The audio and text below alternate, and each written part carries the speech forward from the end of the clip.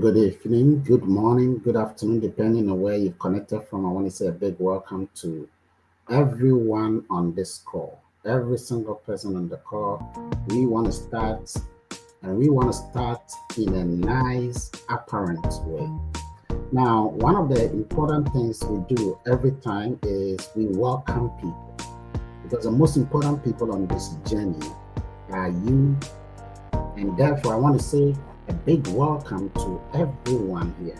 Please type your name, type where you have connected from. Let us use this as a way to welcome everyone in the middle of the thick forest, along the route where ancient travelers of the pre-vehicular era trudged, trundled, and potted their way to the biggest of town.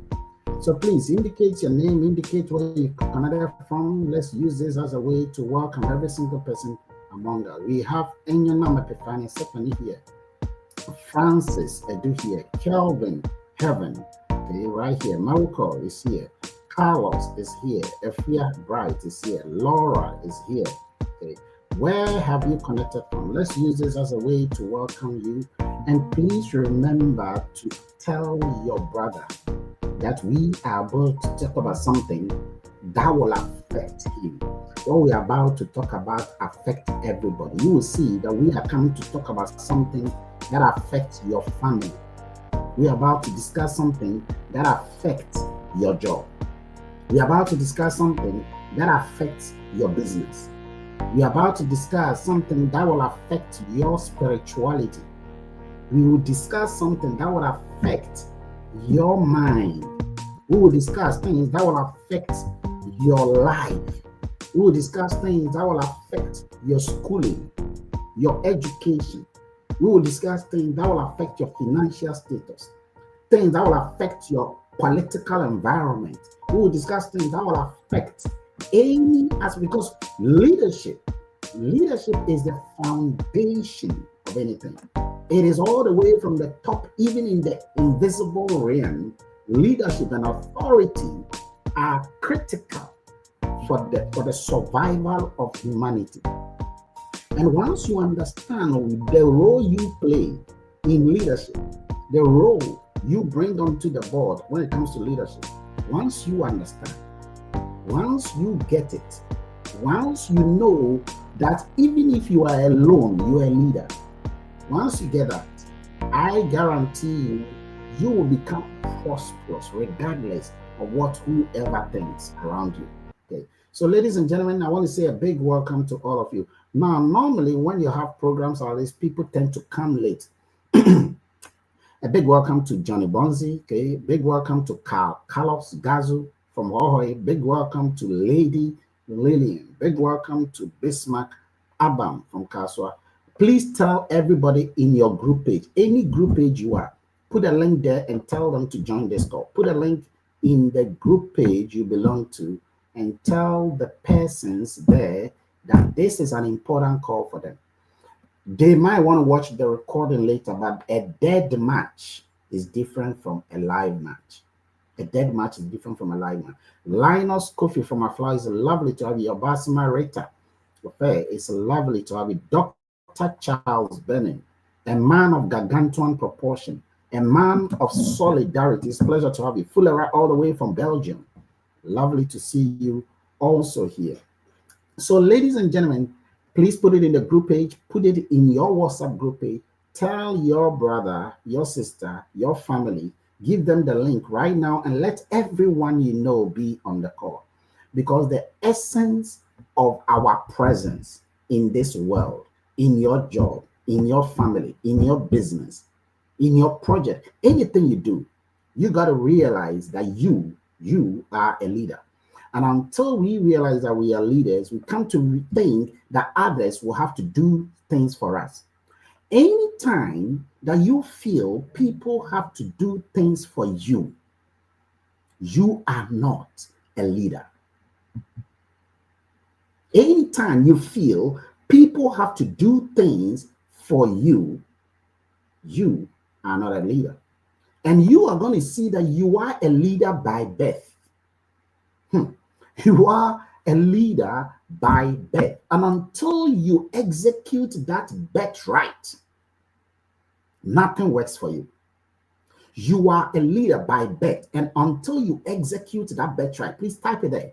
You are a leader by birth. Okay. But until you execute that birthright, you will not succeed in anything that you are trying to do. So most of the time, the people that are struggling and doing everything, okay, is partly because they have not recognized that the power is already inside their hands. The power is within you. The power is yours. And that is the essence and the presence of your leadership that we are going to talk about. It is your birthright as a leader. You are a leader the moment you came into the world. You are a leader. It is your birthright. You are a leader by birth. At the time you were 0 years in your mother's womb, you were already a leader. But you have always been looking up to people to do things for you, and that is why you are a leader by birth. It is your birthright already.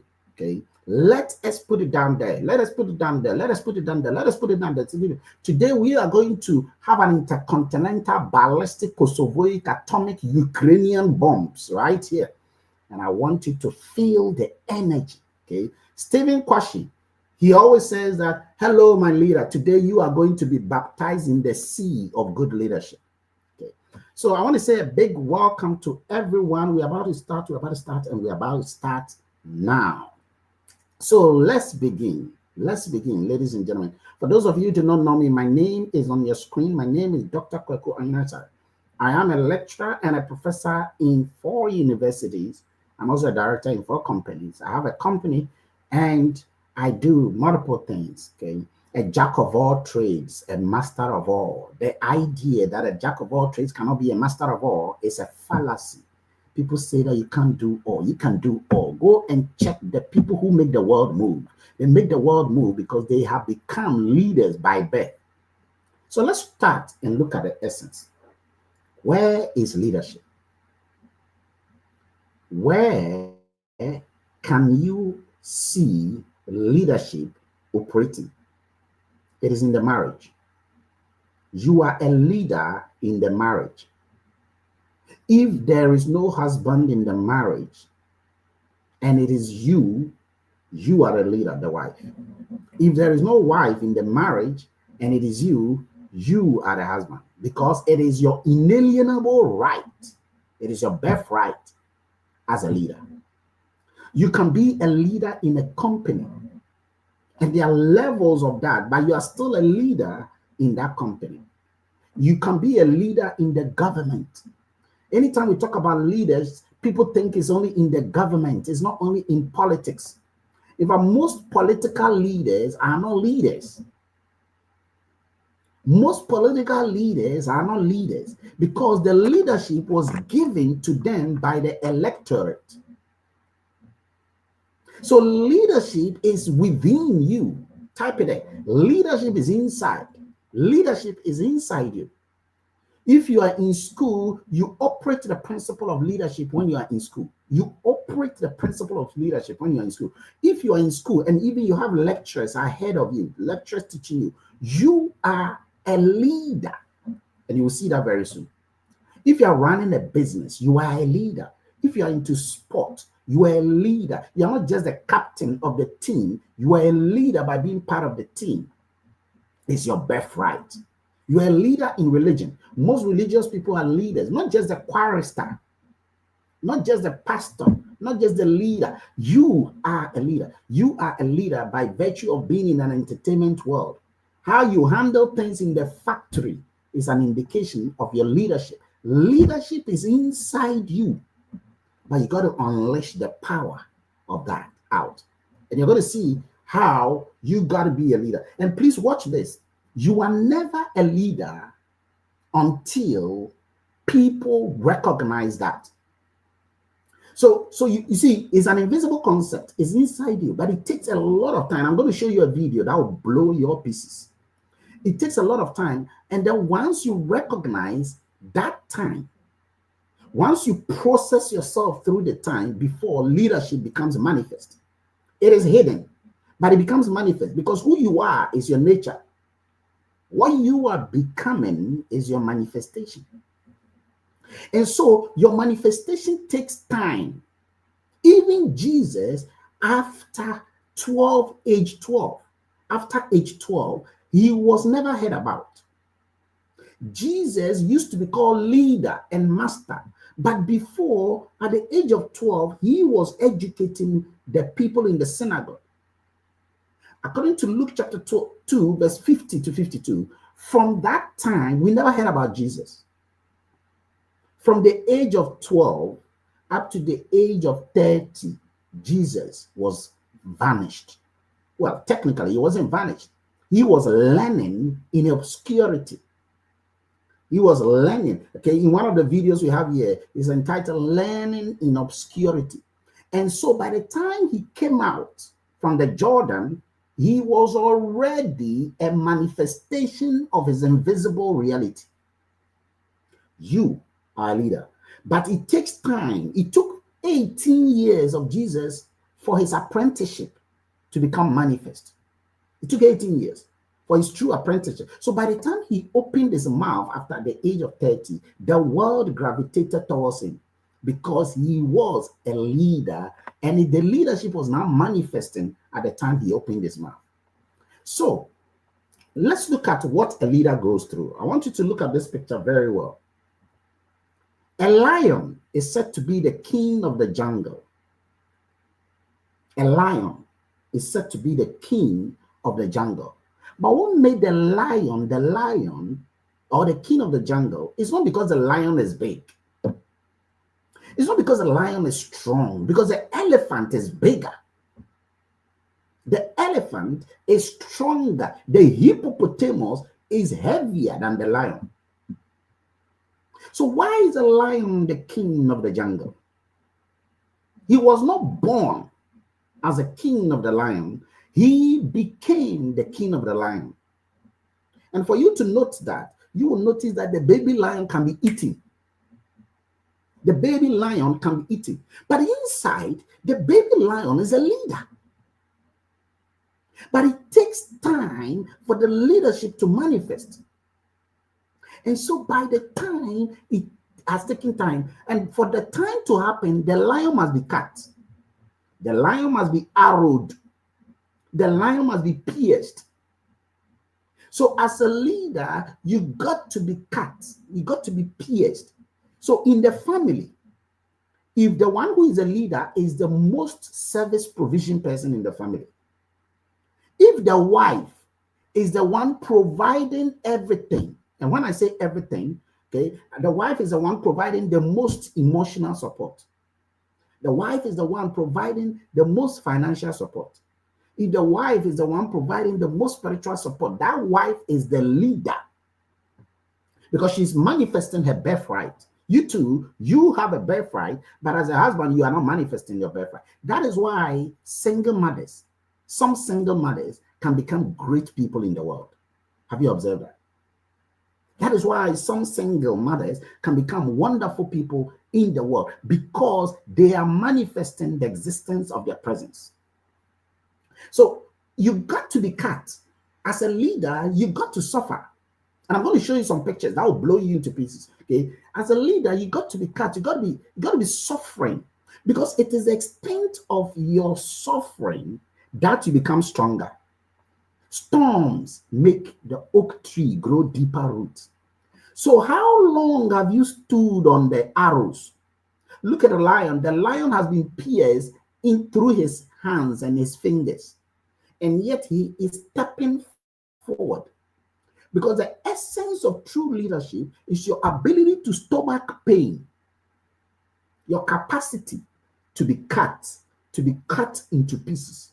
It's not how hard you get hit. It is how strong you can stand when you are hit. Because as for hating, everyone is hit. The rich man will die. The poor man will die.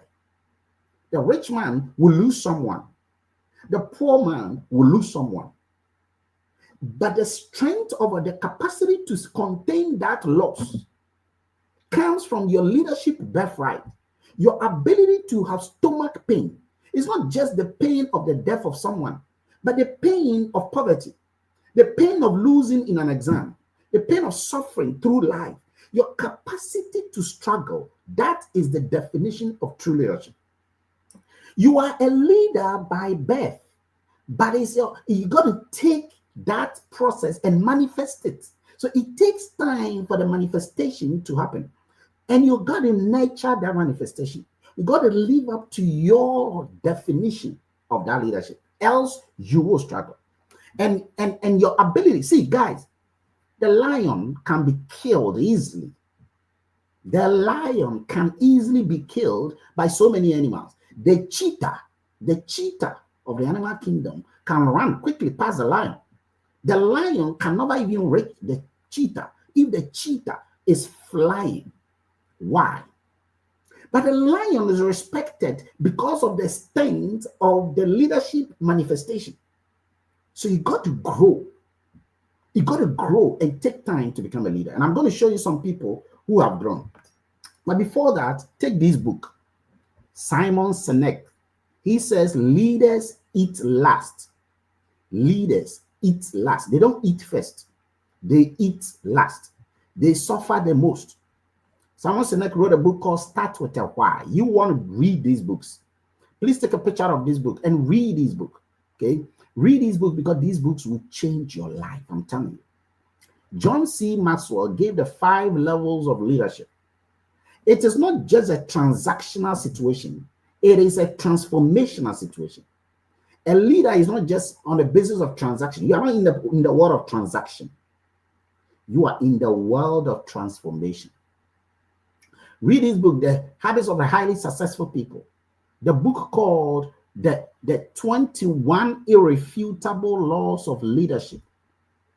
You will be blessed as you take this book. But we will look at the example of these people. Okay, that will help you, and you will see that leadership requires struggle. It requires you to have gone through struggle before you can be a proper leader. Who is the greatest leader of all time? It's God. Has God struggled before? Yes, he has.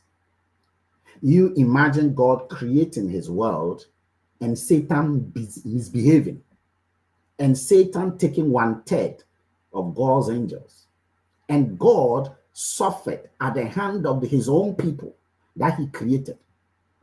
He suffered at the hands of the people he himself has created, and eventually his son was killed. He went through the greatest of pain ever known. In other words, you got to go through pain as a leader.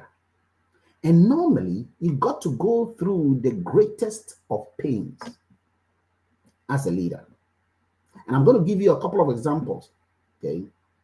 Now, Martin Luther King was a leader. He suffered multiple times in the way he went about his civil rights movement. He understood that you got to go through pain, and he suffered a lot of pain. Mahatma Gandhi went through the greatest of pain one can ever see. Nelson Mandela was confined in solitary prison. He went through 27 years of solitary confinement. He suffered the greatest of life pain. And eventually that toughened him. It made him stronger. It made him buoyant. And when he came out, he was already the world leader. Leaders go through pain. Leaders, they struggle through life. But you see, you only see their glory when they have manifested it. And I'll be giving you the qualities of a leadership very soon. You only see them, but what you don't see behind the scene is what they have gone through. What they have gone through in life, you don't see that. You only see the manifestation of their invisible realities. And so you appreciate them. And that is the key of leadership, mantle. That you got to be ready to go through the pain of life. Another one is Jesus. The greatest pain one can ever go through is the pain of death. Not dying for a sin you have committed, but dying for something you have not done wrong.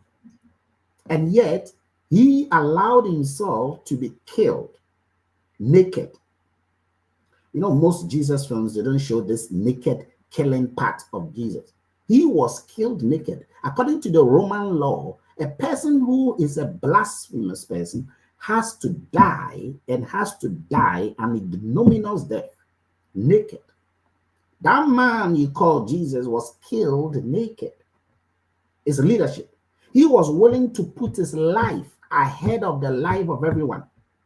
A true leader must be willing to do the greatest of sacrifice for humanity.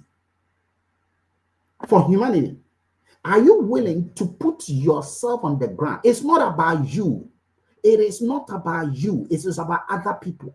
So what you are doing right now, if it is about you, you will not succeed eventually.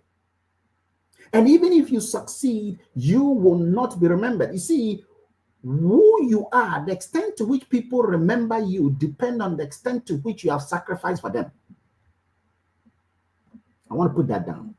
The extent to which people will go ahead and remember you is dependent on the extent to which you have died for them. Who are you dying for? How many people are you dying for? It's not just dying for one person, but dying for a lot of people. That is the growth of manifesting your leadership. That is a growth. And so the extent to which you are willing to die for others, with you being outside the picture, you are not even part of the picture, but you are sacrificing yourself. You're putting yourself there for other people. That is the true definition of your leadership being manifested. But you see, as you are sacrificing for people, people might think that you are fooling around. People might think that you are wasting your time. But then that is what eventually makes you the leader of choice. People like Donald Trump was bastardized. He was installed. I mean, a lot of people don't like him. A lot of people don't like him outside of his United States. And yet, a lot of people also like him. Because there's one of the things of leaders is that you got to be fearless. You got to speak the truth and sometimes speak your mind.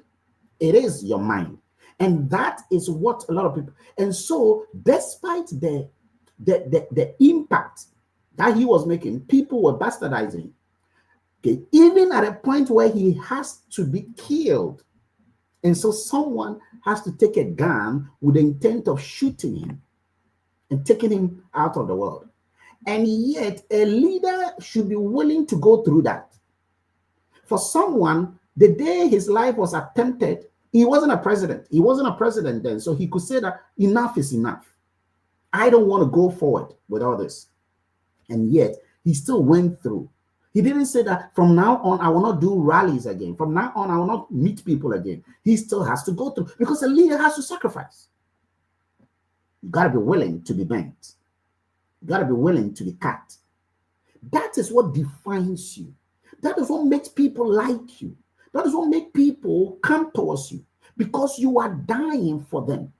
So the people that you are leading, are you sacrificing for them? Are you dying for them? Are you willing to put your life on the ground with them? Are you doing everything for them? You see, when you are doing everything, they will see it.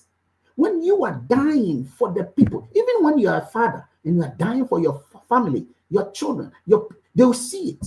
When you are a wife and you are dying, you are sacrificing, eliminate your intestines, take your intestines out of you. Take your intestines out because you are nothing in the first place. You will die anyway, so die for a good cause. You will die anyway, so die for a good cause. So let me tell you something. If they catch your family right now, if somebody kidnaps your family and says that he wants you to come and die, or he wants you to put a gun in your head and kill yourself before your entire family will be released. Will you do that? That is the greatest sacrifice of all time. And that is what a man Jesus did. That is what leaders do. The ability and the willingness to want to die. They catch you, they put you, and they catch your family and they keep them. They show them on the video. They tell you that until you die, your family will be gone. You see, that is the extent to which you know how you will be willing to sacrifice for your family. And if you are gone, how will your family be willing? Leadership is not a bossism. Leadership is a service. It is a sacrifice. And it's the greatest of all sacrifices you can ever make. It is not being the head. So you will notice that the people who are true leaders, they die sometimes on the job of leadership. They die. They die. They die. And if you are afraid of losing your health, if you are afraid of losing your life for people, if you are afraid of doing that, you will never become a true leader. You will never become even successful in most of the things that you want to do. Because success requires struggle. Success in a marriage requires that someone is sacrificed. Success in a marriage requires that one of you is sacrificing, all of you is sacrificing. Even if one is not willing to sacrifice, all of you are willing to sacrifice. Success in a business requires that you sacrifice. Even if others are not willing to do, you are willing to do everything you are willing to do to die. Because you will not be a successful business owner. You will not be a successful business person. You will not succeed to be the diamond you want to be, to earn the diamond you want to be, if you are not willing to be bent like a diamond. To be like a diamond, you got to be cut. You got to be cut. You got to be cut. You got to be cut like a diamond. And you got to be willing to die for that purpose. And so sacrificing in your situation is a great thing. Now, there's a guy called Warren Buffett. He's one of the billionaires of the world. A lot of people don't know because they only got to know the life of Warren Buffett at the time when he was a billionaire. The man is a bit old. And because Warren Buffett is a bit old, a lot of people don't know his background. Well, in one of his first business, Warren Buffett sold chewing gum. And these parts are the parts where a lot of people don't know. And when they don't know, they don't realize it's a sacrifice thing for a leader to go through. Because they think that Warren Buffett is in the stock market and all he's doing is doing well. It's not like that. He sold chewing gum. He sold Coca-Cola. Every week, he was selling the weekly magazine from door to door. Guys, from door to door. And that built him. Because remember, leadership is hidden. But it takes time to be manifested. This point is very important. Leadership is hidden, but it takes time. It takes time. It takes time to be manifested. Don't forget, Jesus, it took him 18 years to be manifested in the Jordan River. It took him 18 years. So you know Warren Buffett, but it has taken him time before he's manifested. He was selling weekly magazine from door to door. He worked in his grandfather's grocery store. And when he was in a high school, secondary school, Warren Buffett made money delivering newspapers. He made money delivering newspapers. Some of the things you will not do, some of the things some of us may not do, he was willing to be cut. He was willing to be bent. He was willing to do things for people. And that was the beginning of him unveiling himself. That was the beginning of him. He was selling golf balls and stamps. Warren Buffett. He was selling golf balls for people. Your sacrifice is necessary to be where you want to be. You can never, and please listen, Jesus went through it. You can never be great. You can never be successful in anything, in academic, and expect that you got to get that easily. And that is why some people who are born into rich families, because they didn't get things easily,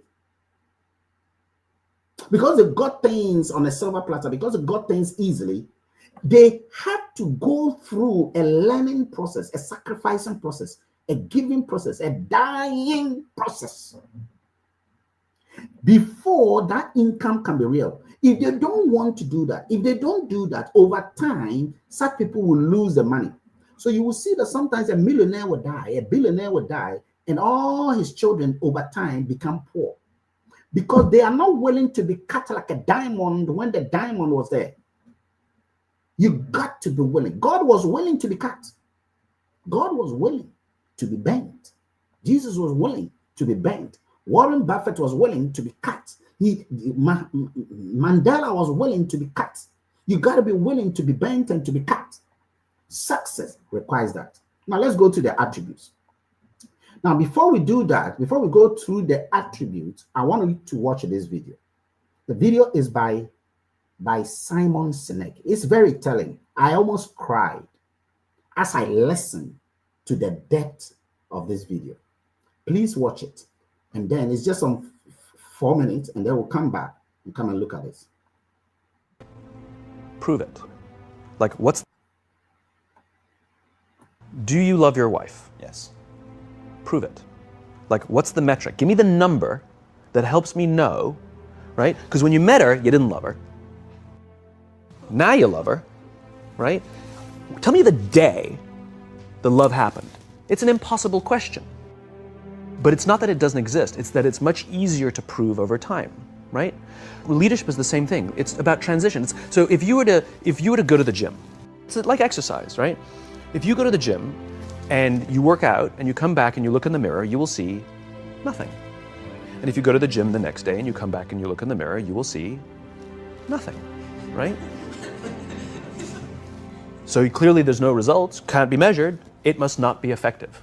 So we quit, right? Or if you fundamentally believe that this is the right course of action and you stick with it, like in a relationship, I bought her flowers and I wished her happy birthday, and she doesn't love me. Clearly I'll give up. That's not what happens. If you believe there's something there, you commit yourself to an act of service. You commit yourself to the regime, the exercise. You can screw it up. You can eat chocolate cake one day, you can skip a day or two. You know, it allows for that. But if you stick with it consistently, I'm not exactly sure what day, but I know you'll start getting into shape. I know it. And the same with the relationship. It's not about the events. It's not about intensity. It's about consistency, right? You go to the dentist twice a year, your teeth will fall out. You have to brush your teeth every day for 2 minutes. What does brushing your teeth twice a day for 2 minutes do? Nothing. Unless you do it every day, twice a day for 2 minutes, right? It's the consistency. Going to the gym for 9 hours does not get you into shape. Working out every day for 20 minutes gets you into shape. So the problem is we treat leadership with intensity. We have a 2-day offsite, we invite a bunch of speakers, we give everybody a certificate, you're a leader, right? Those things are like going to the dentist. They're very important. They're good for reminding us or getting us back on track, learning new lessons. But it's the daily practice of all the monotonous, little, boring things like brushing your teeth that matter the most. She didn't fall in love with you because you remembered her birthday and bought her flowers on Valentine's Day. She fell in love with you because when you woke up in the morning, you said good morning to her before you checked your phone. She fell in love with you because when you went to the fridge to get yourself a drink, you got her one without even asking. She fell in love with you because when you had an amazing day at work and she came home and she had a terrible day at work, you didn't say, yeah, but let me tell you about my day. You sat and listened to her awful day and you didn't say a thing about your amazing day. This is why she fell in love with you. I can't tell you exactly what day, and it was no particular thing you did. It was the accumulation of all of those little things that she woke up one day and as if she pressed a button, she goes, I love him, right? Leadership is exactly the same. There's no event. There's no thing I can tell you you have to do that your people will trust you. It just doesn't work that way. It's an accumulation of lots and lots of little things that anyone by themselves is innocuous and useless. Literally, pointless by themselves. People will look at little things that are good leadership practices and say, that won't work. And you're absolutely right. But if you do it consistently, and you do it in combination with lots of other little things, like saying good morning to someone, that looking them in the eye. My friend George, who's a 3-star general in the Marine Corps, He says his test for leadership, and I love this, he goes, his test for a good leader is if you ask somebody how their day is going, you actually care about the answer. The number of times we're walking to a meeting, we're rushing, we go, how are you? Not good, I got to get to you later, I'm late for a meeting. Right. If you ask the question, you were standing there and you were listening to the answer. It's those little innocuous things that you do over and over and over and over that people will say, I love my job. Not I like my job. I like my job means, yeah, the challenge is great, they pay me well, I like the people. I love my job means, I don't want to work anywhere else. I don't care how much somebody else is willing to pay me. I'm devoted to the people here, and I care desperately about the people here as if they were my family.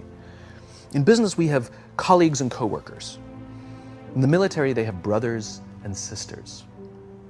That's how they think of each other. If you really have a strong corporate culture, the people will think of each other like brothers and sisters. It's like a family, right? No, brothers and sisters. Deep love. Fight, but the love doesn't go away. Bicker, the love doesn't go away. And I'll fight with my sister, but if you threaten my sister, you're gonna have to deal with me, right? We'll fight internally, we'll bicker with each other, but nobody's gonna hurt each other, and if anything from the outside shows up, you're looking at a unified front. Brothers and sisters. Now, how do you create brothers and sisters out of strangers? Common beliefs, common values, parents, in other words, executives who care about their children's success, who care to raise their children, teach them skills, discipline them when necessary, help them build their self-confidence so that they can go on and achieve something more than you could have ever imagined achieving for yourself. That's leadership. That is leadership. That is leadership. Ladies and gentlemen, leadership is developing in others a desire to follow you. It is measured by result and impact. You see, if you're a leader, you create actions, you create results, you create movement that will not be there. If you're a leader, you create an atmosphere for people to grow. You create it. You don't wait for somebody to come and create it. So if it's in your family, you create an atmosphere for people to want to eat. Not that they don't want to eat. You create an atmosphere for people to want to work. Well, not that they don't want to work. And when we are saying you create, don't be pointing somebody. It's you. It's you who is listening to me. It's me who should create. Don't say that, yeah. She has to create for me or he has to create for me. No, you are the one who has to create. Don't say that they are not creating for me. The government is not doing it for me. My company boss is not doing it for you. Are you doing it for you? You create an atmosphere. Okay. You have to be willing to mentor people. You have to want to die and be willing to put in the time, put in the energy, put in your money for people, spend for people, spend on people, spend for them, teach them, sacrifice your time. Yes, you have busy schedule, but sacrifice your time for people. Don't say that he's not sacrificing his time for me. No, you sacrifice your time for people. You see, we always want to be at the receiving end. We don't want to be at the giving, the sacrificing end. That is where the problem is. Your growth in life is not because people are feeding you. Your growth in life is because you are feeding people. To whom much is given, much is expected. If you water more people freely, you will be watered abundantly. Don't think about, he's not doing it for me. She's not doing it for me. No, are you doing it for him? Are you doing it for others?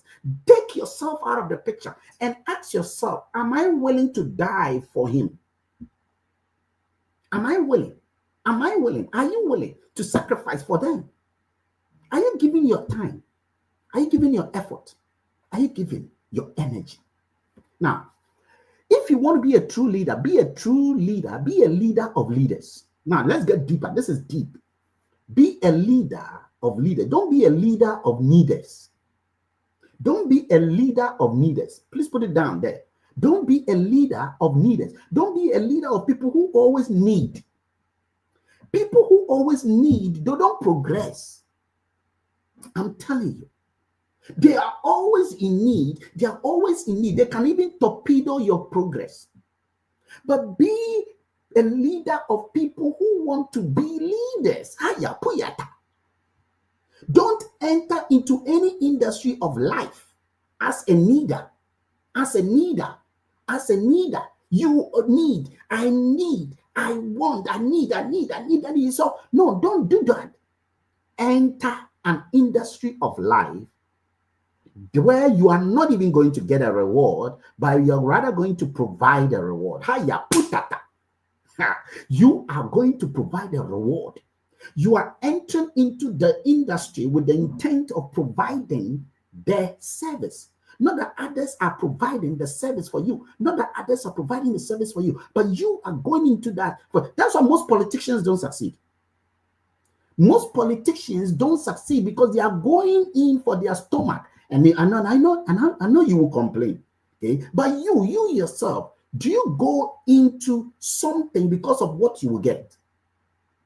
Are you going to church because of what you will get? Are you serving God because of what you will get? Are you in the marriage because of what you will get? Are you in the school and learning hard because of the certificate you will get? Hey, guys, leadership, you are not important. You should not be important in what you are sacrificing for. You should not be the rewarder. You should not be the one getting a reward from what you are killing yourself for.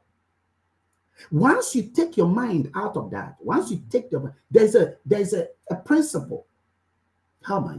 There's a principle which is known as, drive. There's a book by Daniel Pink. Okay, somebody should write it down. There's a book by Daniel Pink. It's titled Drive. Drive. And that book says, if money, if reward, if an external something is the reason why you are doing what you are doing, you have failed. I read that book and my brain was just burning. If the reason why you are doing what you are doing is to get something out of it, then you have failed. Because the reason why you are doing should be because you want to give something to it. Hey, you want to give something to it. That is why you are. So the reason is intrinsic, is internal, is not external. So that is why, let me tell you, that's why you see that most entrepreneurs tend to do well than most employees. Because an employee is working mostly with the intention of getting money, a pay, a salary in the end. But an entrepreneur is doing it even if he's not getting. So sometimes a person can go into entrepreneurship and will do that for years without getting anything. So he's giving, he's sacrificing, and yet he's getting nothing. But the time you realize the manifestation, the day of manifestation, the time of manifestation, you will now see that entrepreneur becoming a millionaire or a billionaire. And people say that he's lucky. They forget that it takes time for the leadership to manifest. It takes time for the leader. And that leadership is intertwined with sacrifice, with giving. If money, if rewards, if gains are the reason why you are doing what you're doing, So if God should say that there is no salvation, would you have served him? That is the extent of your love for God. If God says that I will not give you any salvation, there's no salvation anywhere. Once you die, that's it. Okay. If that was the case, would you still go ahead and serve him? If that is your mind, you will serve God and you will get that salvation. Because the thing is that it is no longer about something you are getting. It is about something you are giving. Don't be a needer. Don't be a needer. Don't be a needer. Be a giver. Be a sacrificer. Be a leader. Watch it. Don't be a needer. The opposite of being a needer is being a leader. The opposite of being a needer is being a leader. And as long as you are giving, as long as you are leading, as long as you are sacrificing, as long as you are dying, you will get everything you want. The people who have become the people you and I appreciate, they went through that. You cannot succeed in anything unless you have sacrificed and led in everything. Let me repeat that. You cannot succeed in anything unless you have sacrificed and led in everything. Become the person that people will say yes to. because of the value you are bringing to their lives before they know what you want even for them. So whatever you are doing, try for people to like you and to join whatever project you're doing. For people to like you and to join you in anything, they must feel you have value that you can give to them. They must feel that you are willing to sacrifice for them. They must feel that you are a leader. You are a leader, and you're going to see the attributes of a leader because you have to have some communication skills as a leader. Once you have certain attribute, you will be willing to give. You cannot be a leader without having the following. So now, how do you become a leader? How do you become a leader? How do you become a leader? How do you become a leader? How do you become a leader? How do you become a leader? These are the attributes of being a leader. Ladies and gentlemen, you will not get all of these things I'm about to give you. You will not get them together. These are deep. I've taken it from over 50 sources, and I'm giving you that. Over 50 sources. So the first thing is that a leader is independent. You see, a leader is not expecting people to do things for him. You want the government to do for you. You want your husband to do for you. You want your wife to do for you. All the time, that's what you want. You want people to do for you. No, a leader is independent. You want the company to do for you. You want the boss to do for you. You want someone above you to do for you. You don't want to do for yourself. You are not leading yourself. And please remember, you don't need to have followers to become a leader, because the only follower in leadership is you. You are the lead and you are the follower. Hiya, put that. Please write it there. You don't need followers as a leader because you are the only follower. So lead you. Lead you first. Lead you first. Type it there. Lead you first. Lead yourself. Lead yourself. If you have no one, lead yourself first. And if you have someone, help them to become as independent as possible as a leader.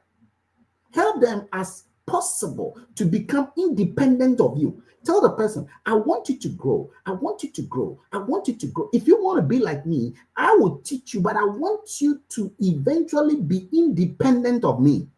Do not depend on me, but I will teach you how to not depend on me. A leader must be independent. 2, a leader must not complain about problems, but must solve a problem. A leader must be willing to solve problems. So when you see a problem, that is the day you should be happy. Clap. When you see a problem, that is the day you got to be happy. That is the day you have to be happy. That is the day you should be happy, because the day of solving the problem has come. The day of solving a problem has come. Be someone who is a problem solver, not a problem complainer. And I'm telling you, if you are in a worship, okay, and there is problem, don't complain. Watch Jesus very carefully. When people are always complaining, he is willing to solve the issue. There's water, there's water, there's water, the sea is coming. We're going to drown. He says, walk on the water. You don't need to have power before you can do that. You need to do that before you can have power. Write it down. You don't need to have power before you can become a leader. You need to be a leader before you can get power. These are deep nuggets. These are deep nuggets. A leader must be a problem solver. 2, 3, a leader must be consistent. And so I've told you this, we've mentioned this already. You got to be a consistent. You got to be competent and consistent in what you're doing. That is what grows you to become a leader. You can never become a leader a day. Leadership is your birthright. Leadership is your birthright. It is internal. It's inside of you. But it will take time to manifest. We said that before. A leader must be aware of his surroundings. You must have an awareness. You must be aware of what you are doing. So what you are doing, you must have knowledge in it. You must have knowledge. You cannot be a leader in law when you don't have knowledge in law. You cannot be a leader in a particular business when you don't have knowledge in that particular business. You can't. Master, you can't. So you got to learn the project so that you can understand. If you want to become a leader in medicine, you got to know medicine. If you want to be a leader in worship, you got to know the nitty-gritties of worshiping. You got to master your scriptures. You got to know, if you want to be a leader, a captain of a football, you got to know how to play football. You got to know how to organize yourself and how to, when things are not going well, you got to know. You got to be aware of your surroundings. You got to be aware. Leadership is your birthright. Leadership is your birthright. You are a leader by birth, but you got to manifest it over time. Number 5, a leader has a big vision. A leader has a big vision. You see, when others are playing around things, the leader has a big vision. The leader sees the bigger picture. When others don't see the bigger picture, the leader could see through the invisible run. This is the bigger picture. This is where we are going. Moses was like that. When the people could not see the picture, he could see Canaan ahead of time. He could see. So he has to liberate them from the clutches of iniquity and take them across the border of the Red Sea.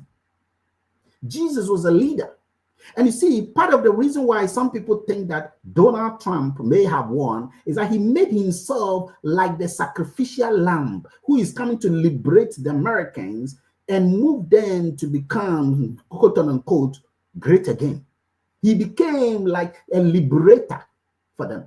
And when people see you like that, they buy into you. A visionary leader is someone who can see the picture others cannot see. Vision is who you are now by virtue of what you see. Vision is who you are now by virtue of what you see. Type it there. Vision is who you are today because of what you see tomorrow. But what you see tomorrow is invisible to others. Others can't see it, but you see it. They can't see, but you see, because you have a big vision. They have small vision. In the life of a visionary person, there is nothing called I lack. There's nothing called I need. Because in the life of a visionary person, everything is solved already. You got to be a visionary person. It takes time. As you learn from mentors, it takes time to build on this. A leader has a philosophy. A leader has an image. Okay? The way you even dress, the way you even talk, the way you manipulate yourself, the way you speak to others, you speak with a big image. That's a leader. You have a philosophy. And guess what? Most of the time, a leader must be unreasonable. Yeah. When I got to know about this, okay, during my leadership course, I got to know about this and I said, this is the thing. A leader must be unreasonable. It's not all the time you tolerate some people. There are some people who can bring goodies into your company. There are some people who can bring glories into your company. There can be some people who can bring income into your business. But you have to be unreasonable if they are not doing the right things. You have to be unreasonable and kick them out. You got to be unreasonable. It's not all the time you have to accept nonsensical buffooneries into your environment. A leader must not always accept nonsensical buffooneries. So because a person is your minister and is doing well in the ministry, once a person is doing some corruption, you allow that. Because a person is doing well, he can speak well. Once a person is doing some wrong things, you allow it. No, a leader must be unreasonable. Some people will not understand. Some people will say that all things forgive. But sometimes you got to uproot the bad from for things to grow. A leader must be unreasonable. A leader must show intensity. You must be the most hardworking person of all the people who are with you. You must be willing to work the hardest. In fact, you got to be willing to die. You got to be willing to die. If you are not willing to die, Master, you will never become a leader. And when I say leader, remember, you will get everything. You will get the biggest reward. If it is glory, you get the biggest glory. If it is money, you get the biggest money. If it like trust, you get the biggest trust because you are willing to die. Every time, ask yourself, am I dying for my vision? Am I dying for the vision, for the cause? You see, when the vision is big, the facts don't matter. That is why some people are willing to die for a cause, because they feel that their death is more important for the cause than themselves. That's why Jesus had to die. He had to die because the reason for the death is bigger than he himself. He was not as important as his death. Because the only way mankind could be liberated from iniquity and death is for him to die. So you see, the vision is big. Hey, put that back. Have a big vision. A leader creates action when there is no action. A leader creates action. A leader creates action. You got to be on the job. You don't stay at the back and say, guys, move, move, I'm coming. Move. No, a leader must lead. It comes from the word leading with a touch. Okay, in the marathon, the one who is having the touch is the one everyone is following. Are you having the touch? It means that you got to be running yourself. You got to be running before others will run. You got to go. If you have to speak to as hundreds of people, you got to lead. If there's a need to get as many people, you got to be the one doing that the most than everyone in your corner. In your corner. You see, whenever we talk about it, sometimes your mind goes to somebody. Oh, yes, she has to do it for me. She has to do it for me. She has to do it for me. No, you got to do it for everyone. When you take needing out of your life and bring leading into your life, you become successful. When you take needing out of your life and you bring leading into your life, you become successful. You become successful no matter what, because you are a leader. You are a super leader. Now, a leader must be able to communicate. Guys, there are books on communication. A leader must be, see, if you check the great leaders, communication is their skill. Jesus was a great teacher. Hayapu. Jesus was a great teacher. When he speaks, the people become silent because the words coming out of his mouth are words of jingoism. They are words palatable enough to elevate the mental gymnastics to the highest apogee. A leader must be able to learn how to speak. I had to stand in front of mirrors and speak to myself in a mirror for years. I had to do that because I wanted to learn. I would even record what I'm saying and play it back to myself. And I would say, did I really do this crazy thing? Then I will correct it and do it again and again and again and again. The Toastmasters, they do that. A leader must learn how to communicate. There are skills of communication. There are gestures you have to use in the communication. Communication is a whole course. Okay? It's a whole course. They have masters in communication. Masters in communication. People do a whole course. You got to learn how to communicate. And one way you can learn how to communicate is to read extensively. Leaders are readers. Put it down. Leaders are readers. Put it down. Leaders are readers. Put it down. Leaders are readers. Leaders are readers. Leaders are readers because they want to be great communicators. You got to learn how to communicate. You got to learn how to use metaphors, how to use similes, how to use stories, how to bring alive. Because you have read people use that same thing, bring alive. You got to learn how to communicate. And the leader must have a why. A leader must have a why. You must have a purpose. You must have a consistent reason. The reason why you are doing what you are doing, you must have a why. Why are you in it? Why are you in the marriage? Today, I asked some PhD students I was teaching. I asked them, why are you doing your PhD? And the answers I got was funny. Why are you doing what you are doing? Why are you in that marriage? Why are you? Don't say, I love him. You know clearly why are you in the marriage. If there is no money in that marriage, will you continue to say, I am him, I am him? Your reason for going into something must be clearly defined. Because if it is not clearly defined, if the purpose is not clear, if the pathway is not clear, the future is bleak. You must have a compelling why you are doing what you're doing. Why did you start a business in the first place? Why did you start the undergraduate course? Why did you even start the master's? Why are you going for master's? Because others are saying you should go. Because others are saying you should do a PhD. You want to do PhD. PhD means permanent head damage. Are you ready for that? Are you ready for that? Because people are saying that you must do a law, you want to do. Because people are going into politics, you're going into politics. Because you think you get money, that's why you're going into politics. What is your why? Why did you start this business? You want money. If money is your reason why you started the business, you have failed in the first place. That's why you must have a strong, compelling reason why. And the why should be not outside. The why should not be external. The why should be internal. The why must be internal. Put it down. Your why has to be stronger and it must be internal. It must mean that when everything outside is not working, you will still work. When everything outside is not going right, you will still go because your why is your drive. And have a burning desire.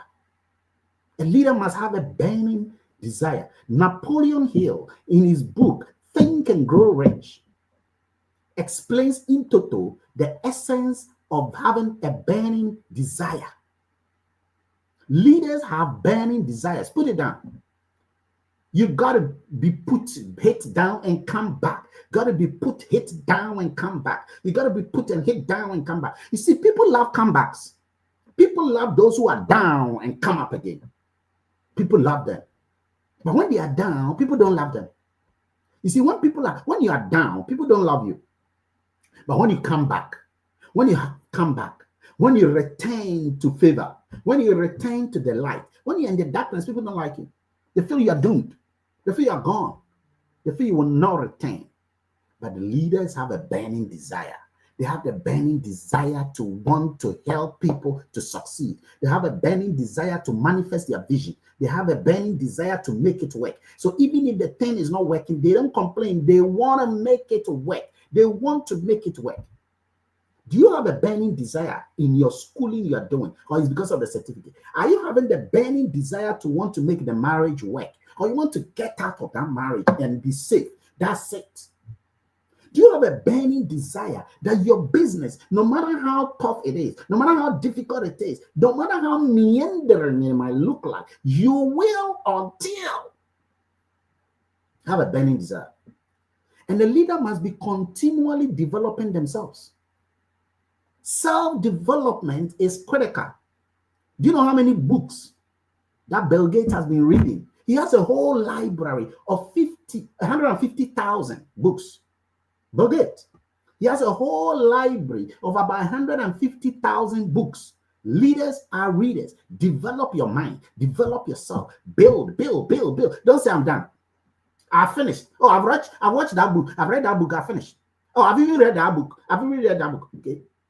Keep on reading. Build yourself. And you see, once you are here, once you are listening to this presentation, once you are listening to this training, you are developing your mind. You are developing yourself. You got to do that because you can rise up to the top and you can fall. Knowledge is infinite. Knowledge is a continuous progress. The fact that you have finished master doesn't mean you are done. The fact that you have become a diamond doesn't mean you are done. You got to keep on leading yourself. Leading yourself. Keep continuously. Develop your insight. Develop your insight. Develop your mind. Develop your mind. Develop your mind. Grow. Leaders are readers. And constantly attract people. And the one way you can constantly attract people is that when you have developed what you have, bring it out. Don't keep it in. When you have developed what you have, bring it out to the world. Find a way and bring it out. Use social media. Put your information on your status. Use social media. Put the information there. Do a video. Do a training. Whatever you are learning, bring it out. Bring it out. Bring it out. Bring it out. It will attract people. You magnetize the conditions you seek. You magnetize the conditions. You attract people by virtue of what you give to people. And do whatever you are doing with the intent of winning, because leaders are winners. Now, for those of you who are into our industry, okay, our industry of getting people to run your business. For those of you who are in this industry, remember the game you are in. Remember that in the service provision, only 70% of people are consumers of your service that you are giving. Only 70%. They will not do the business. They will not run the project with you. They will not do the business with you. They are only here to come and use the service. 20% are the people who will get 1 to 2 people in their lifetime. They will not register anybody. The people you have registered, the people you have brought on board, they will not register anybody. Only 20% of them will recruit 1 to 2 people in their lifetime. I'm giving you some statistics. So when you get people and they are not registering, That is what it means. When you get people and they're not registering, it's because the system says that they will not. Only 20% of them will get people, 1 to 2 people in their lifetime. 70% of them will do nothing. They are not there to run a project. They are there to use the service. And so such people, what it means is that you don't have to bother them. No matter what you do, they will not do anything. Now, in their lifetime in this project, only 5% will get 3 to 5 people. Only 5% though. Only 5% will recruit 3 to 5 people in their lifetime. And so do not expect the people you have sponsored to get people in their lifetime. No, only 5%. Only 3% of the people you have will get 6 to 9 people in their lifetime. They are leaders. Only 3%. And only 2%, they are the super recruiters. Only 2% will get 10 plus people. So ladies and gentlemen, if you are here and you have 10 plus people, it means that you are a super leader. Only 10%. And you know what that means? It means that in the game of life, you look for those 2% people. Okay? 2%. And remember that 70% will get nothing. They will do nothing. So if you have in your team 10 people, remember 7 of them will do nothing. 7 of them will do nothing. And what do you think is 2% of 10 people? Only 2% will get 10 plus people. And 2% of 10 is not even 1. So when you have 10 people, and these 10 people are doing nothing, and that is how it is when you are running a company. When you are running a company, okay, the 80-20 rule, most people will not do anything. Understand that and focus on the people who are doing things. The people who are doing everything, they are small, and they are the ones you want to focus on because they've got the capacity to do more. So because they've got a capacity to do more, you hinge on them, you focus on them, you motivate them, you inspire them. They are the leaders.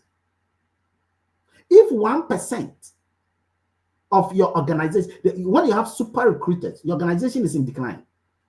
If only 1% of your people are recruited, your organization is in decline. If 4%, your organization has massive momentum. So look at your team and look at how many percent of the people are working. And these people will define the level of your leadership. Now, ladies and gentlemen, let me end by giving you the 10 attributes of super successful people. Super successful people. Hey, it will blow you. They know why they are doing what they are doing. Okay? They know why they are doing what they are doing. They expect success in what they are doing, not the rewards. They expect success. So if you look at Jesus, Jesus expected to be successful in dying. Mahatma Gandhi is expected to be successful in dying. Nelson Mandela knew he was going to succeed no matter what. And that kept him going. If you don't think you will succeed, you will not even want to put in the effort to succeed. So such leaders, they have burning desires. They have a strong belief. Me, I have a strong belief in what I'm doing. I have so much strong belief. Even if nobody does, I have. And the vision is what drives me, not the rewards. Not the rewards, it's the vision. And if you are running a business, they treat it like a business. Don't treat it like a job. A business, sometimes it will go down. Sometimes it will come up. And many a time when it is coming up, it will come up strongly. They have written goals. The super successful people, they have written goals.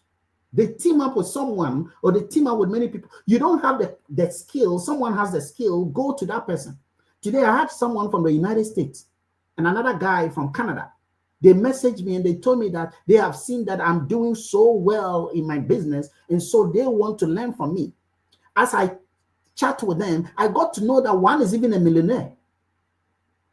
The guy is even a millionaire, and yet he wants to learn from me. I said, goodness me. Leaders hang around people who are equally successful. That is why somebody will say that they know themselves. They know themselves because they know they can be motivated by themselves. They can't be motivated by someone else. Team up with some people who are doing well. Team up with the people who are doing well. Don't listen to the people who are not doing well in life. They keep telling you, don't go, don't do. And the worst enemy is yourself. The worst person who will stop you is you. If there is no enemy within, the enemy outside can do you no harm. Write it down. If there is no enemy within, the enemy outside can do you no harm. If there is any enemy outside, it's because you have the enemy within, allowing the enemy outside. No one can stop you. No one can prevent you from growing. You will win. You will win if you remain desirous to win. You will win. If you want to win, you will win. Team up with the right people. Enroll constantly. Keep on pushing. Keep on moving. That's what true leaders do. Continuously develop yourself. Be persistent. Have grit. Have grit. Have grit. And you will succeed. Come hell or high water. You will win. And you see, turn off all distractions. Focus on whatever business you are building. If you are building people, focus on building people. If you are doing learning, focus on doing learning. So let me ask you, ladies and gentlemen, are you a leader? Type it there. Yes, no, maybe. Type it there. Are you a leader? Yes, no. If the moment you start doubting yourself as to the answer to this question alone, you are not. Are you a leader? Yes, no, maybe. Type it there for me. Type it there for me. Type it there. Are you a leader? If you can answer that question, it doesn't matter the answer. It doesn't matter whether it's a yes or no or maybe. You got to be willing to answer that question. Okay, because you can say yes when inside you, you know it's no. And you can say no when inside you, you know it's yes. Be truthful to yourself. Are you a leader? Are you a leader? Are you a leader? Because the answer you put here in this chat will define the essence of your presence and where you are going. Are you a leader? Fuller says, are you a leader, gentlemen? Okay, are you a leader, Dorothy? Are you a leader? Mudashiro says he's a leader. Hey, are you a leader? Kelvin, are you a leader? Kelvin says he's a leader. Benjamin says he's a leader. Are you a leader? Okay, be a leader of leaders, not a leader of leaders. Today, you are defining yourself as a leader. Let us see you not being a leader. Let us see you being a leader. Be the leader. Be the one here presenting like I'm doing. As a leader, be the one here presenting as I'm doing. If you're not here presenting as I'm doing, be on the training, be on the presentation every time. Lead and be clear. And let me tell you what leaders think differently. How leaders think differently. You see, one thing about leaders is that they don't care about rejections. They don't care about failure. Donald Trump failed and he got up. They don't care about failures. Okay, they have a different level of emotion when things are going rough. They take advantage of the advantages. They take opportunity. They are fearless. You see, a leader doesn't care. He will still do it. Okay, they are the last people to work. They love support. They don't care about social acceptance, whether people like them or people don't like them. Leaders like taking risks. True leaders will continue to prospect and prospect and prospect. They love wealth education. They love to be educated by wealth. They think differently. They think differently. Do you think differently? When others are talking to you, you say, it's true, it's true. No, they are denouncing you. The leadership gap is so wide these days all over the world. Anytime you're running any business, okay, when your sales surpass your leadership growth, you are doomed. When your sales surpass leadership growth, you are doomed because you got to increase leadership or sales will come back down to leadership. That's what you see in the graph. So when your sales are going up, do not be happy. Build leaders, build leaders, build leaders, build leaders, build leaders, build leaders, else your sales will go down. Take advantage of every time there's momentum, every time there's promotion, every time there's momentum. Take advantage, but don't count on it because that time will come down. So you don't count on it and go and register so many people. Okay. And then when the momentum is gone, the people are dead because you're not training them, because you didn't register those people with a positive intention. Remain loyal to what you registered for. Remain loyal to that marriage you registered for. Remain loyal to that business you registered for. Remain loyal to the education you registered for. Remain loyal to the leadership that you say you are. Remain loyal to it. Be the best of yourself. Enjoy the process. Lead. Are you leading? Do you want to lead? Have you led before? Learn to lead. Lead today. Lead today. Take charge of everything. Bring everything into captivity. Take charge and win in your next environment. Because here is the fact. People will lead even if you don't lead. People will die. Some will die. And in 43 days, some will be diamonds. When others might feel that there is no way to become a diamond in 43 days, some will come and they will push themselves, and some will fight and they will go. In the middle of the desert, there will be an oasis for you if you lead. In the middle of the desert, there will be God backup for you if you lead. In the middle of the desert, you will find your shelter with a beautiful water with you because you decided to lead. You will do well if you lead well. Ladies and gentlemen, I want to say thank you so much indeed for being on the call. It's been a pleasure having all of you. What a day, what a time, what it's been. Okay, I want to read some of the great comments that some of you have been writing here. Calvin, super looper leader. Okay, you see, these are the leaders, the people that are commenting, the people that are commenting, the people that are commenting. They are the leaders. They are the ones that you watch. This is an evidence of, because you can't sit down and be around this intercontinental Kosovo atomic Ukrainian bomb. Okay, and still be quiet. You got to be talking. And if you check, Dr. Dorothy Hansen has been commenting throughout.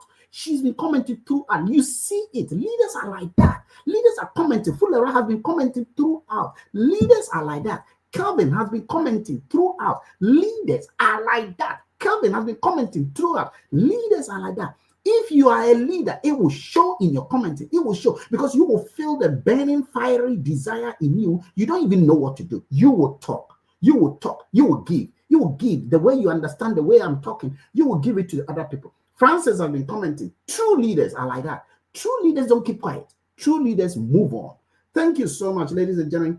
Thank you very much indeed. Now, I want you to listen once again briefly to Simon Sinek as he summarizes, okay, Patman, as he summarizes this industry that we are in, okay, have positive mind about the industry of network marketing that we are in. Have a positive mind and listen to him as he explains the essence of who a leader is in the industry that we have.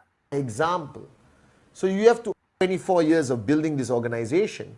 A lot of people have asked me to do trainings or modules on leadership. How do I become a great leader? This is a multi-million-dollar question in the industry of network marketing. Everyone wants to know the secret, the formula, the steps, all right? And over the years, I've tried my best to communicate leadership in every sense of the word, all right? But today, I'm going to summarize it for you on my YouTube video, guys, all right? To me, there is only one form of leadership. And that form of leadership is called leadership by example. Now, leadership is never power that is given. It is also power and influence. It is only power and influence that you earn. You cannot demand respect because you are a leader in network marketing. All right, you will end up becoming a dictator if you believe in your own hype. I have seen so many leaders in this industry self-destruct because they think that leadership in network marketing, being the upline, all right, is a position of power and authority and dictatorship. No, it's not. It's a position of duty, accountability, responsibility, service, all right, towards your downlines. Okay, then you will earn their respect and loyalty. You can never demand it. And leadership is only by example. That you can't just talk, but you have to walk the talk. This is fundamentally important. A lot of network leaders begin as networkers. They all begin as networkers with no downlines, all right? and they start signing up downlines, and they have maybe a gift of speaking or training or whatever, and people follow them. They become an influencer. They become somebody people want to listen to. And then they make the biggest mistake in network marketing, that many leaders who become, or many networkers who become leaders in network marketing, stop becoming a networker. They become a leader. They think this is a corporate entity where you are a manager or CEO. No, you're not. You are an entrepreneur. You are a networker. So the first rule of leadership is leadership by example. A leader walks the talk, not only talk. It's easy to talk. And the third, a leader must never stop being a networker, because what got him to leadership must continue with consistency. All right, so I am today financially free as a networker, but I still am a networker. I still do presentations. All right, I still do trainings. I still lead by example. My commitment is 12 something in the morning. I'm still in the office, all right, supporting my downlines around the world. I can't tell people to work hard if I don't work hard. I can't tell my downlines to do presentation if I have stopped doing presentation. I can't tell my downlines to dream bigger if I don't dream bigger, guys. All right, that's the rule of leadership in network marketing. So leadership is always by example. So you have to ask yourself this million-dollar question. When you look in the mirror, all right, ask yourself, would you follow this person? Because you're looking yourself in the mirror. You know your strengths, your flaws, your weaknesses, your character, your mistakes, your ego. You know all that. So your check or your health checkup, all right, or your leadership checkup is to relax, take a deep breath, look into the mirror and ask yourself, would I follow this person? Would I follow this leader? Would I want an upline like this person? This is a million-dollar question. I recently had a fantastic discussion with the founders about this question. All right, would you want an upline like yourself? And be honest, is the answer yes or no? If the answer is no, then you're making the fundamental mistakes. You're not walking your talk. You have stopped being a networker. You have been overwhelmed by the glitz and glamour of network marketing and the edification, that you no longer serve your downlines. You no longer retain your humility and empty cup, because to be a great upline, you must first and consistently be a great downline. All right? And a leader must demonstrate care. What you demand from your uplines, you must provide to your downlines. That's leadership. But in a nutshell, guys, all right, my YouTube unbelievable fans, by the way, please tell your downlines to subscribe, click the notification button and comment. Okay, this is what all the YouTubers do. I keep forgetting. Subscribe, notification button, and comment. So I can one day tell my children or my grandchildren that your old grandfather was actually a freaking YouTuber on YouTube. Okay, all right. And if I ever monetize this, I promise you from the bottom of my heart, all my money, I don't need it, will go to charitable causes around the world. Okay, I seriously mean that, guys. All right, we must make a difference in other people's lives if you have been blessed with financial wealth. Okay, money is not good or bad, people are. And that's why I love this industry of network marketing, because we create wealthy people, but we also create good people. And then they can do good with their money. This has been the vision of our founders for a long time. So coming back, in summary, to all of you, leadership is only by example. It is not what you say. It is not only what you do, it is who you are. Leadership is about your character. Leadership is having a transparency of your heart, wearing your heart on your sleeve. Leadership is about caring for the people who have entrusted you with their journey to financial freedom. Leadership is about knowing that people depend on you, who you are. Great leaders are men and women who have shaped their life with powerful philosophies, all right, of humility. The mistake sometimes of this industry of network marketing, I believe, that they edify and they throw flowers and lights and sound and make you feel more important than you should be, which is a tool in network marketing. But it should not take over how you think and how you feel. And the greatest enemy of a leader is your own ego. The minute the ego tells you you are the best, that you are powerful, that all these people are your downlines and they must follow you, you self-destruct.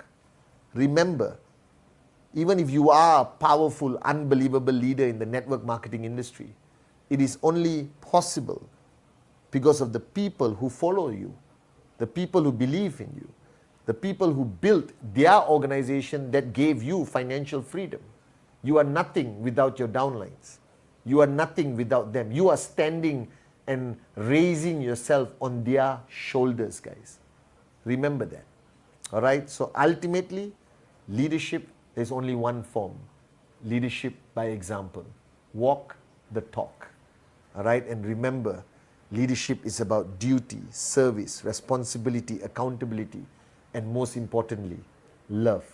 Love you guys. See you in the next episode. Wow, ladies and gentlemen, thank you so much indeed for being on the call. It's been a joy, it's been a blessing. I decided to leave this last part, the last part. Okay. It is for those who want to lead. It is for those. You will not get this training anywhere. That will teach you the practicality of how to be a leader in many things. I have been able to get to many places in the world because I submit myself to development, self-development like this. I submit myself to learning, and I submit it to you today. Now, if you continue to learn these things, you will succeed in many other areas. You will succeed in your business. You will succeed in your job. You will succeed in your church. You will succeed in your government. You will succeed in your family. You will succeed in several other things. If you submit yourself to this constant knowledge, the knowledge hub, the constant learning. So I want to say thank you very much indeed, all of you, for being on the call. It's been a pleasure having every single person, every single. Once I put your message, you have put typed here. It means that whatever you have put here shows that you are cherished. Thank you very much. Enjoy the rest of your day. And I will see you again tomorrow, because tomorrow we have a wonderful presentation, this time for the world. This is for the world. Bring them to come and listen to the great technology project that we have, known as God Backup. Thank you very much. Enjoy the rest of your evening and have a best time. Bye-bye, everyone.